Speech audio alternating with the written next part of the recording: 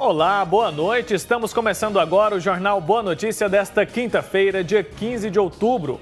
Você vai ver nessa edição que a Caixa anunciou a redução do juro para o financiamento imobiliário. Nós também vamos falar sobre as eleições 2020. Você vai saber o que é mito e verdade. Muitas pessoas ainda têm dúvidas sobre o que significa votar nulo, branco e se a urna eletrônica é realmente segura. E ainda sobre eleições, segundo o Tribunal Superior Eleitoral, 2020 registrou o maior número de candidatos negros desde o início da coleta de informações de raça em 2014. E o nosso comentário de hoje é sobre a expectativa para o reajuste do salário mínimo e os destaques do noticiário internacional.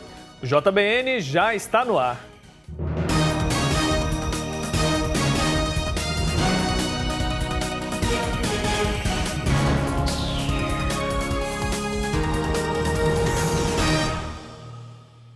Seja muito bem-vindo ao JBN, estamos no ar para todo o Brasil pela TV Pai Eterno. Muito obrigado pela sua companhia, participe do nosso jornal. O nosso e-mail está sempre à sua disposição, é o jbn@tvpaeterno.com.br. Mande a sua sugestão de pauta, conte pra gente o que você quer ver aqui no JBN, tá bom? Vamos começar falando sobre economia. A Caixa Econômica Federal anunciou uma redução na taxa de financiamento da casa própria para pessoa física com recursos da poupança. Na prática, a mudança deve tornar as prestações do financiamento imobiliário mais baratas. As taxas de crédito para pessoas físicas caíram 0,5 ponto percentual. Com isso, a taxa de juros mais baixa caiu de 6,5% para 6,25%. Já o teto passou de 8,5% para 8%. As novas taxas começaram a valer em 22 de outubro apenas para novos financiamentos. Para quem já tem o empréstimo contratado, a Caixa anunciou a possibilidade de pagar apenas uma parte da prestação por até 6 meses. Segundo o banco, essa medida vai substituir a pausa no financiamento que não será renovada. Desde março, no início da pandemia, a ação já foi prorrogada por 3 vezes. A última foi no fim de julho, válida até setembro. Com isso, o cliente teve a possibilidade de ficar sem pagar as parcelas por 180 dias. Vale lembrar que não foi dado desconto. Esses valores foram jogados para o final do financiamento. E é hora de falar sobre as eleições 2020. Muitas pessoas ainda têm dúvidas sobre o que significa votar nulo, branco e se a urna eletrônica é realmente segura. Foi pensando nisso que a nossa equipe preparou uma reportagem para explicar o que é mito e verdade sobre as eleições. Confira. É só chegar o período eleitoral que várias dúvidas surgem para confundir a cabeça do eleitor. Então é hora de conferir os principais mitos e verdades antes de ir às urnas. Voto em branco é igual ao voto nulo? Mito. Voto em branco significa o propósito de não votar. Voto nulo normalmente ele é originado de um erro na hora da digitação. Voto em branco vai para quem está ganhando?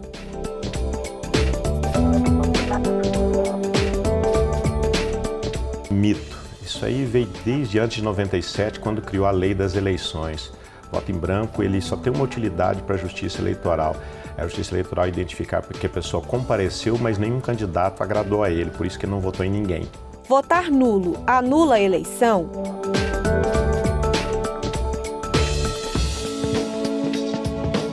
Mito. É importante a gente esclarecer o que é um voto nulo e o que é um voto anulado. Voto nulo, como eu comentei anterior, a pessoa digita, ele erra no número de candidato que não existe, o voto é nulo.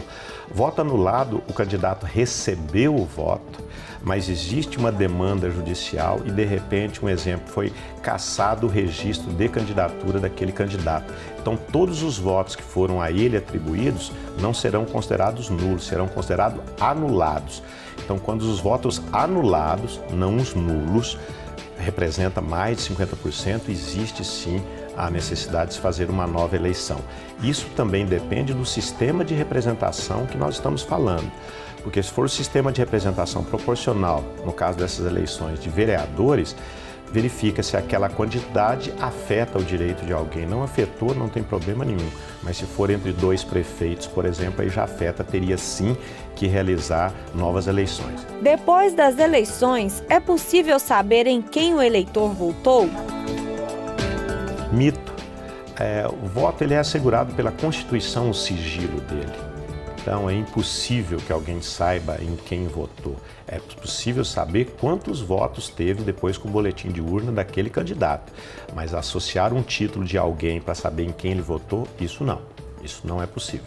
Ninguém pode ser preso no dia da eleição. Isso é verdade em partes, né? O salvo flagrante de determinados crimes explícitos no Código Penal, né? Mas assim, as pessoas que são procuradas pela polícia, por exemplo, digamos que a polícia utilizaria disso para comparecer no local de votação dele para pegar. Isso não pode. Isso não pode. Esse é um direito dele. Agora, alguns casos de flagrante delito, de alguns crimes previstos, isso é possível. A urna eletrônica é realmente confiável? Verdade, a urna eletrônica é 100% confiável. A gente que trabalha isso na Justiça Eleitoral sempre comenta. Uma urna eletrônica é um computador, só que é um computador desconectado com a internet. Não teria a mínima possibilidade de ninguém fazer nada numa urna eletrônica, sendo que ela não está conectada à internet.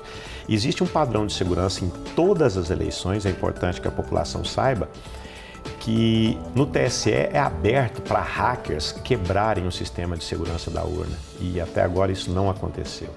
Então isso é um mito. A urna ela é sim 100% segura. Se a digital não for reconhecida, o eleitor não pode votar.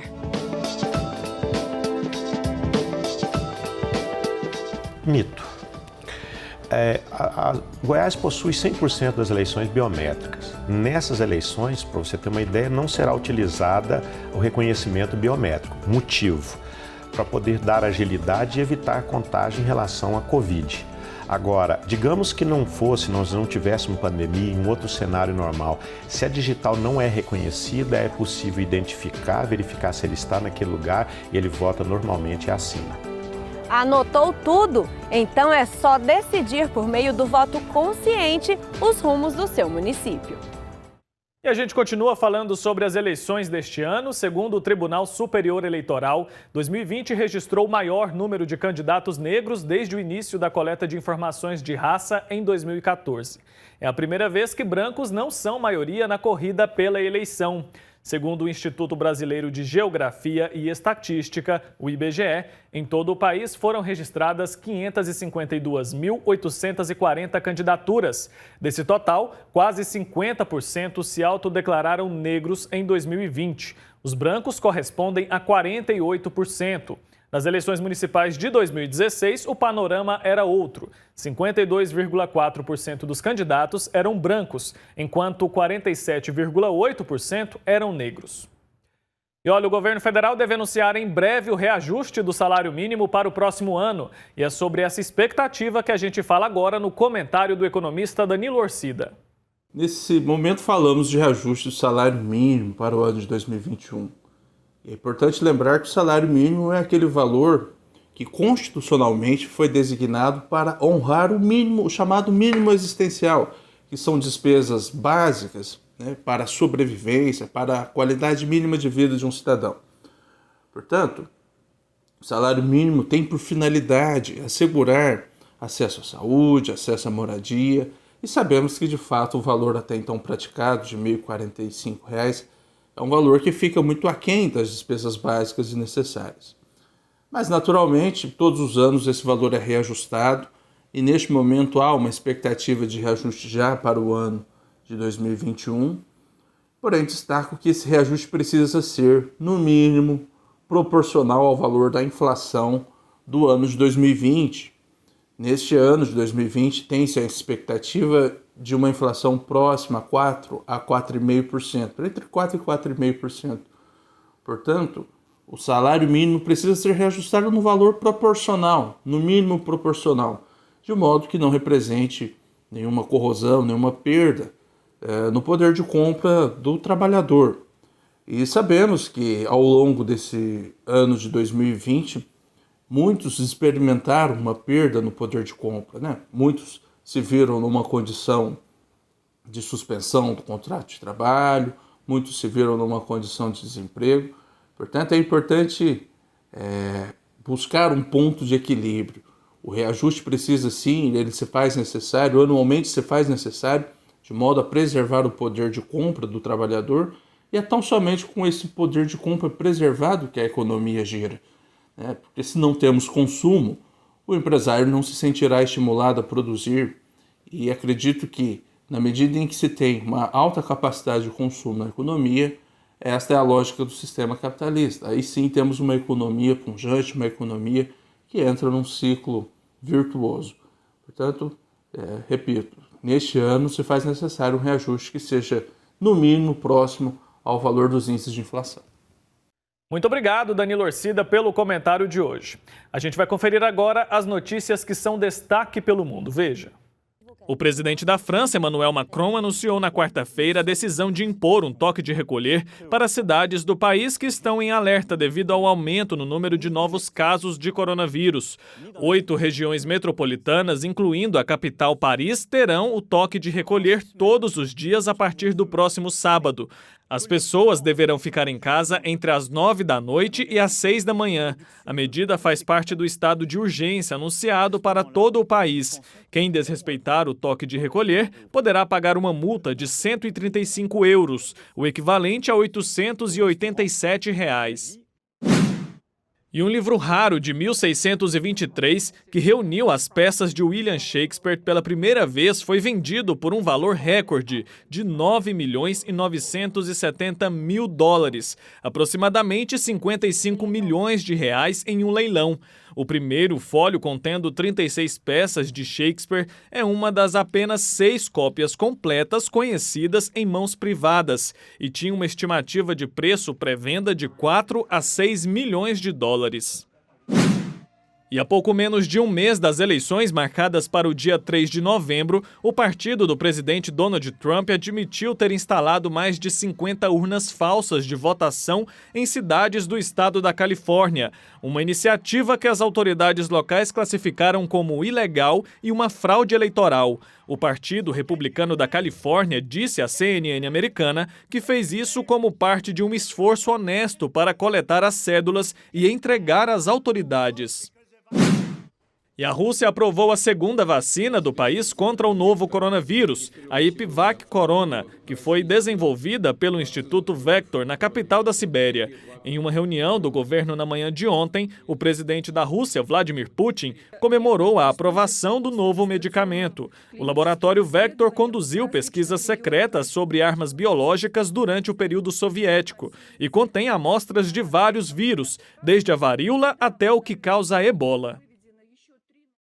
E agora a gente vai para o nosso intervalo bem rapidinho e a seguir você vai conhecer a história da Clarinha, uma jovem que tem inspirado as pessoas com seus vídeos na internet. É daqui a pouco.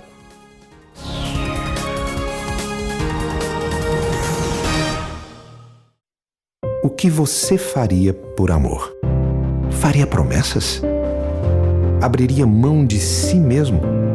Vamos falar sobre prova de amor, de alguém que por amor foi condenado e crucificado, morto e sepultado, mas que venceu a morte e ressuscitou, subiu aos céus e está sentado à direita de Deus Pai. Retribua o amor de quem doou a própria vida por você.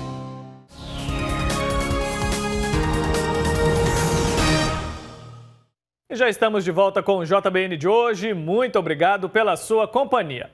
Agora a gente vai contar a história da Clarinha, estudante que é portadora de deficiência cerebral mista, tem inspirado as pessoas com seus vídeos na internet. Acompanhe a reportagem. Em cada definição de amor, reconhecer que vale a pena. Em cada grito de dor, o viver que vale a pena. Ela é uma graça. Com seu jeito simples e cativante, tem conquistado muitos seguidores pela internet. Essa é a Clarinha Mar. estudante da Faculdade de Letras, escritora, palestrante e agora um sucesso nas redes sociais. Ela é o exemplo de como podemos encontrar motivação nas coisas mais simples da vida e nunca desistir dos nossos sonhos. Justamente por conta do isolamento, né? Eu estava sem ter o que fazer, a minha faculdade havia parado e eu tinha uma vida muito corrida. Então eu fiquei meio triste, meio entediada. E aí eu comecei a entrar num aplicativo, né, que me enviaram pro WhatsApp, que é o TikTok. E no TikTok eu comecei a fazer vídeos, brincando, pra me entreter. A Clarinha é portadora de deficiência cerebral mista e foi pela internet que ela viralizou e já se tornou uma influencer digital. Então, por exemplo, você pode ver uma pessoa com paralisia cerebral que anda e outra pessoa com a mesma deficiência que não anda. Meu primo, ele tem PC também, mas ele não anda. E não, isso não quer dizer que eu sou melhor que ele. Não compare uma pessoa a outra, cada pessoa é única. Deixa eu explicar. E a pessoa pergunta, mas se você é deficiente, como é que você consegue gravar? Gravando. Eu coloco a câmera na frente do meu computador. Tem minha mesinha aqui e eu gravo isso pra vocês.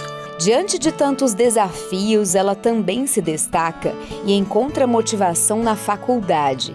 Os estudos servem, inclusive, como aliados para a realização de tudo que ela quer conquistar. Pensa que acabou? Que nada! A Clara é escritora. Esse vídeo é de um poema que ela escreveu. A pena. Sim, vale a pena. Em cada buraco do mundo tem uma flor que vale a pena. Em cada escuridão tem uma luz que vale a pena. Em cada temporal tem renovar que vale a pena. Em cada adoecer, o renascer que vale a pena. Em cada fim de amor, reconhecer que vale a pena. Em cada grito de dor, o viver que vale a pena. Mas a pena de nada vale se o nada for teu caminho, se da flor tu for espinho, se teu cantar for furacão, e o chicote for tua mão, e o teu riso for mesquinho. A pena não vale a bala que tu atiras em teu pescoço, por se achar da carne o osso. Cuidado, a pena é frágil, mas não apaga esse jeito mal, e é de chumbo no tribunal. Seja bom por natureza, não por medo, mas por grandeza. E tua pena será de ouro, e teu viver o melhor tesouro. Eu tenho sonhos e creio que os sonhos nos fazem caminhar, né? Eu tenho sonho de acabar a faculdade, eu tenho sonho de conseguir palestrar em diferentes lugares, de publicar livros, né? Eu tenho vários sonhos, esses sonhos são o que me move.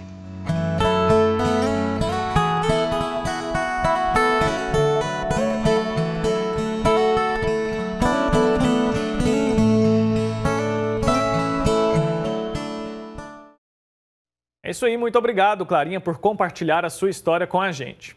Outubro é o mês dedicado ao anúncio da Boa Nova que nos é dada por meio de Jesus, nosso Salvador. Considerando o mês das missões, a gente vai conhecer agora um grande exemplo de quem se dedica completamente às atividades missionárias. A Daiane Rodrigues é quem conta pra gente. Outubro, mês missionário, dedicado àqueles que vivem pelo bem do reino de Deus. Como o Monsenhor Lino, ele que há 50 anos vive no Brasil se dedicando em sua missão. Monsenhor, por que o senhor decidiu então sair do país do senhor e vir aqui para o Brasil? eu decidi de ser padre, também sempre sonhei um pouquinho com a missão. Fui na Diocese de Ipameri, começamos lá. Foi bom, porque também já tinha outros colegas que trabalhavam lá, então era possível também uma comunicação que facilitava o nosso engajamento, o nosso inserimento na pastoral. E ia aprendendo o método dessa pastoral de igreja na base, né? Em contato com o povo, especialmente esse povo da região rural, né? Quais as ações que o senhor desenvolveu, então, neste período de missão no Brasil? Bem, as relações foram contato direto, porque as comunidades de base são grupos pequenos, então tem um contato continuamente direto com as pessoas, né? Com a realidade que essas pessoas vivem. E a realidade que a pessoa vive não é só o catecismo ou Bíblia, mas também a realidade concreta. Nesses 50 anos, então, o senhor teve que cuidar, essa missão do senhor não foi tão só evangelizar, mas cuidar mesmo diretamente do povo. Ou da saúde das pessoas, sim. E aí foi bom porque o povo era interessado, né? Então, o povo participava, mas também se preocupava com o problema da saúde. Conosco vieram também 2 jovens enfermeiros da Itália. Então, era ele que administrava a parte, digamos, da saúde, da higiene, né? Do cuidado com a própria saúde. Então, além da catequese, da formação, da assistência espiritual, das confissões, da missa, tinha também os momentos de formação humana, de formação de saúde, de preocupação com a saúde. Nesses 50 anos, o senhor com certeza deve ter encontrado muitas dificuldades, né, cumprindo a missão, mas com certeza o senhor nunca desistiu de ser um missionário. Ah, sim, bem claro, né? Sim, porque a vida por si mesma não é brincadeira, é sempre uma opção, é sempre uma proposta e dificuldade encontramos, né? A própria língua, o próprio costume, a própria compreensão e também a preparação teológica também nem sempre é à altura da problemática, etc. Né? Mas, com a convivência com os outros padres, era possível também sempre se atualizar, se resolver e esclarecer alguns problemas. Né? E qual que é o sentimento do senhor em ser um missionário, estar aqui há mais de 50 anos, ter mais de 90 anos de idade? Como que fica o coração? Bom, a vida é a vida, né? E de forma que a própria amizade, vejo agora, eu estou mais daqui no seminário, o contato com os jovens seminaristas, né? É uma coisa bela, porque vivemos o mesmo ideal, então eles acreditam na gente, e eu vejo que é possível conviver, comunicar os ideais da gente e ser compreendido. Então, acho que a vida é a vida, né? A vida do senhor é um grande exemplo para todos nós e é uma honra conhecer a história do senhor, que possamos nos espelhar no senhor também e viver uma vida em missão. Peço também a oração, porque no fundo, não é uma aventura pessoal a missão, né? A missão de Jesus, né? Então, temos que ter sempre este cuidado de responder ao pedido e às exigências das pessoas e ter a força que Jesus nos dá para poder dizer o que Jesus queria falar, o que Jesus queria fazer por nosso meio. Naturalmente, nunca seremos à altura, porque nós não somos grandes como Jesus, somos criaturas humanas, somos limitados. Jesus também sabe isso, né? Então, na sua misericórdia, nos aceita com os nossos limites e ele também completa aquilo que humanamente nós não temos capacidade de fazer, de dizer. Jesus ele é a grande resposta, né? É verdade. Fica com Deus, Monsenhor. Muitas bênçãos para o senhor, reze por nós também. Obrigado. É isso aí, antes de ir embora eu quero te fazer um convite. Amanhã às 15h a gente vai transmitir aqui na TV Pai Eterno um programa especial chamado Nova AFIP. Vamos trazer para você informações sobre a Associação Filhos do Pai Eterno e sobre a nova grade de programação da TV Pai Eterno. Além de contar um pouco da história da associação, nós vamos entrevistar o presidente da AFIP, o gerente da TV Pai Eterno e o reitor do Santuário Basílica de Trindade. Então já deixa aí anotado na sua agenda para você não esquecer, é amanhã às 15h, tá bom? Esse foi o JBN de hoje, muito obrigado pela sua audiência, eu vou ficando por aqui. Lembrando que amanhã eu tô de volta e é claro que eu conto com a sua audiência. Então um forte abraço para você, se cuide e até lá!